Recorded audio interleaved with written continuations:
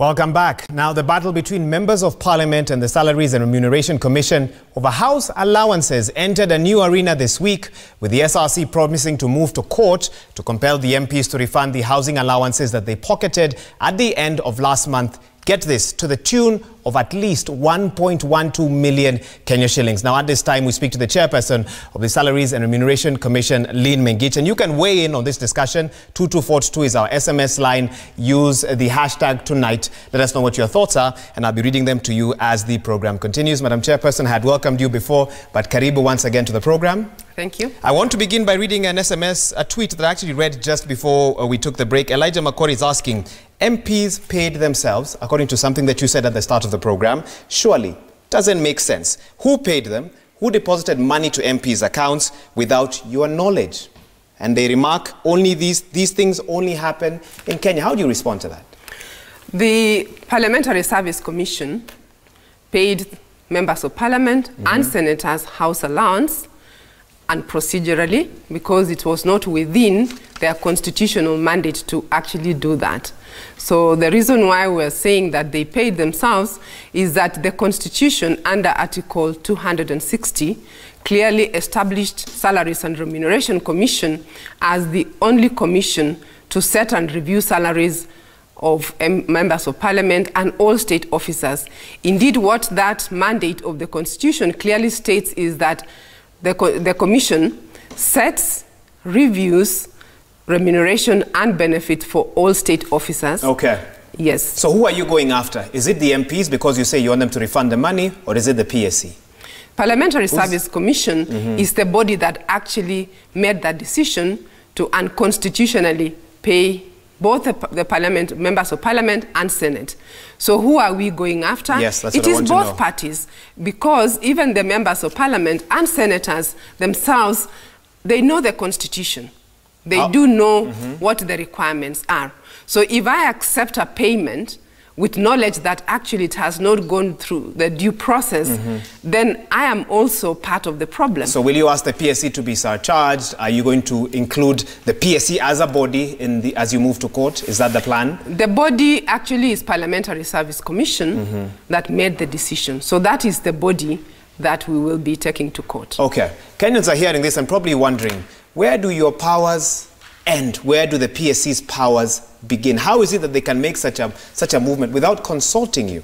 Bearing in mind, you just read to us the provisions within the Constitution that mandate that your body should have the final say on such matters. The Parliamentary Service Commission, and there were other commissions before actually the promulgation of the Constitution. And before that, one of their responsibilities was to set those salaries for Parliament at that time. However, there is a reason why Kenyans wanted a Salaries and Remuneration Commission, because indeed it is there to protect the interest of the citizens of this country insofar as how the revenue is shared between salaries, development, and delivery of services. So that is the genesis, is that Kenyans pronounced themselves. They wanted a body that will actually take care of the interest, so that not all our revenue just goes to salaries. But they feel that that body is not carrying out its duties. They are concerned that you don't seem to have the power to stop members of Parliament from doing what they want to do. What would you say in response to that? You've seen and heard some of the SMSs. We do have the powers because our mandate is in the Constitution. What is happening here is a body that decides not to go by the Constitution as it is. What powers do you have? Because right now the only option you seem to have is moving to court. That is true. And that is a last resort that any Kenyan, even I could also move to court tomorrow. But you are a constitutional commission. Surely there's more that you can do. As a constitutional commission, we also respect the law. We are set in the Constitution. This is a country that we must all accept to go by the law. And therefore, our recourse is primarily we shall go to court. That doesn't mean that doesn't mean that there are no other ways that we can explore outside that to see whether this matter can be settled. For example, which other ways would you think of? For example, when we look at currently in Kenya, alternative dispute resolution is one of those mechanisms that you can actually explore. So apart from going to court, we will also look at the other alternative mechanism resolution. Okay. Yes. We're getting to the end of the month very soon. Will MPs get another round of housing allowance in the next coming days? Yes, they will, because they have made that decision outside the constitutional provision. And there's nothing you can do about that? Not as Salaries and Remuneration Commission. Remember, we don't pay the salaries. I know the question was asked, where was SRC? We don't run the payroll. They run their own payroll. So although we are set in the Constitution, our role is very clear, but we do not actually run the payrolls. So do we need to redefine your role then, in that case? Because if the wish of Kenyan people was that nobody sets their payroll, you're clearly stating here on national TV that MPs can do that. The Constitution, if you read the Constitution, yes, all state officers, which includes members of parliament, it includes senators, are actually bound by certain constitutional principles. The Constitution assumes that no one will actually go against those principles. So in itself, do we create another constitution because a body decided not to follow the Constitution? That's the big question. That's the big question. Yes. That you're asking. When are you moving to court? Do you have a definite date in mind? We don't have a definite date yet, but I can say for sure we are working through the process. And as soon as we have a clear date, we will let the Kenyans know. Okay. On Monday, Homa Bay Woman Rep Gladys Wanga said that you are aware of that housing allowance. You allowed it to happen as well. And we have that soundbite. Can we play that at this moment? Okay, we'll be playing that shortly. We have it now? Okay, let's run that, please. The only state officer in Kenya today that does not have a house allowance, Wahiga, was a member of parliament. But this SRC have come out and said that housing allowance was not, their idea. They've actually spoken against it. So how? No, they're just speaking against it in public. But I can tell you that anything that is done is a negotiated agreement moving forward. But when it happens, because it is so unpopular, some people want to run away from it. But I can tell you, according to Section 230 of the Constitution that creates the SRC, it regulates our salaries. You've heard what she said? Yes, she said you knew about this.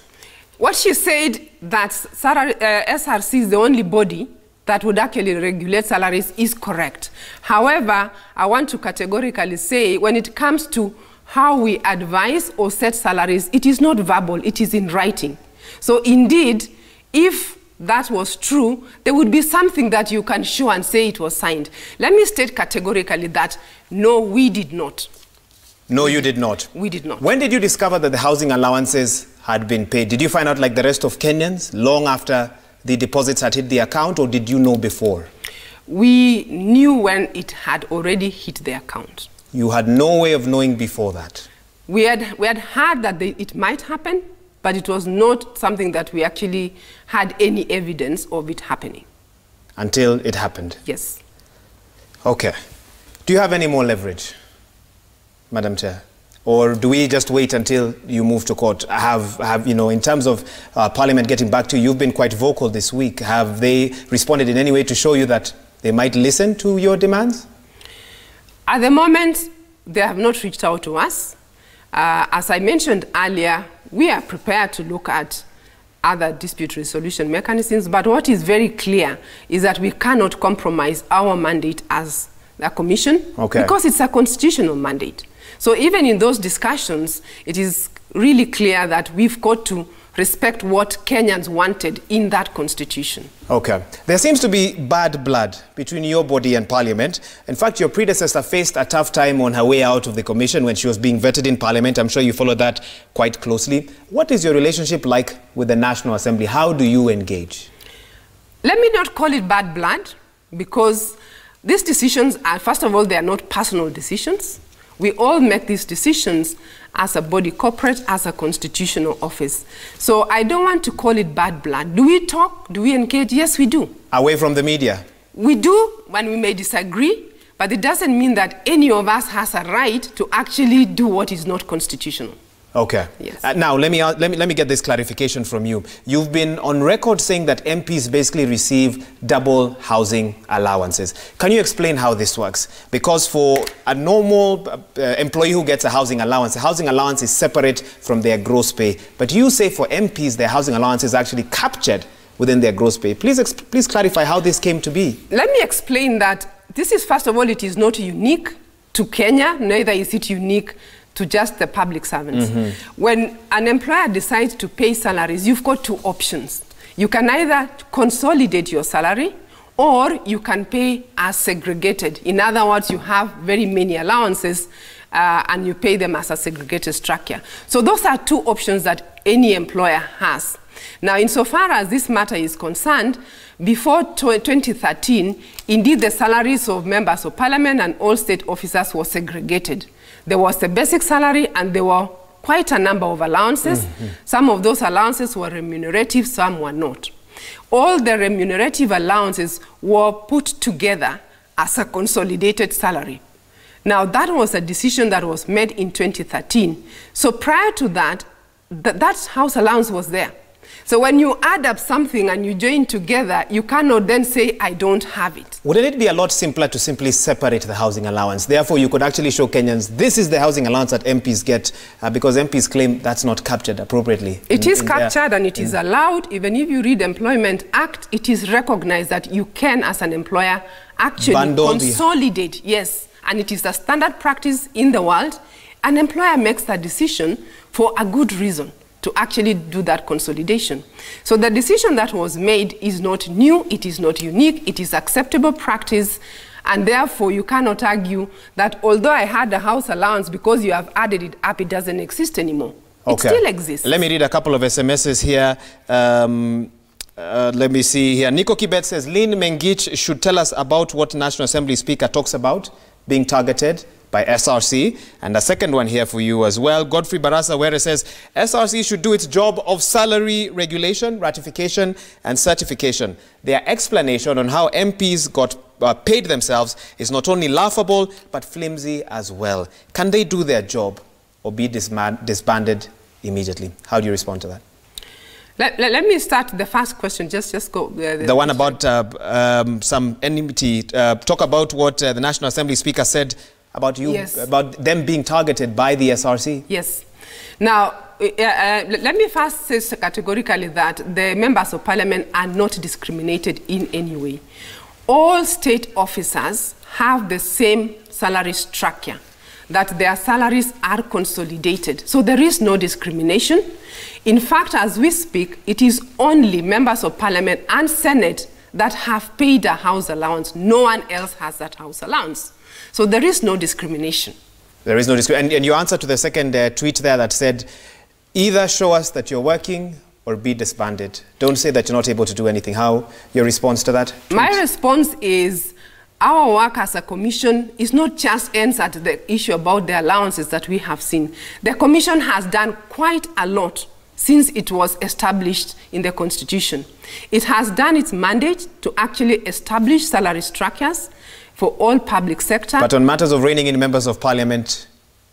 In terms of reining in the members of parliament, this is the first time that actually members of parliament have done what they have done. So it is not correct to say that Salaries and Remuneration Commission are not doing their job. This is actually the first time that this has happened. Okay, we do need to take a quick break, but I want to read one SMS that I've just received. This is from Aaron Cheriot, the Senator Kericho and PSC Commissioner. Let me just read this and get one last line from you. He says that you are misleading the country. He says that, one, PSC followed the law. They followed that court decision. I'm sure you're aware of that. He says that you went to court, lost, and now are at the Court of Appeal. You're waiting for their resolution on that. But in addition, the court in SRC versus deputy governors also held that you cannot consolidate a salary as you have just claimed. How do you respond to the senator? That is his interpretation of that court ruling. It is not our view of that court ruling. So that is his interpretation. That is the interpretation. Your legal team has interpreted it differently. Yes. In what ways? That you can consolidate a salary? Yes, you can consolidate a salary. And the second question that it is important to answer here is there are two issues. One was the decision to say that that court ruling allows them to have a house allowance. But the second question is, how did they set that allowance? Who gave that PALSCOM or Parliamentary Service Commission to go ahead and actually set an amount? Where did that 250,000 come from? It was not even part of that court ruling that they are using as their basis. Okay. You're asking interesting questions I hoped you would be answering today. But nevertheless, thank you for finding time to join us here today. That's Lyn Mengich, the chairperson of the Salaries and Remuneration Commission, here for a discussion that I'm sure the nation will be talking about over the next couple of days. Well, time now for a quick break, I believe. When we return, so many more updates, including some from the business desk and sports news as well. We'll be right back.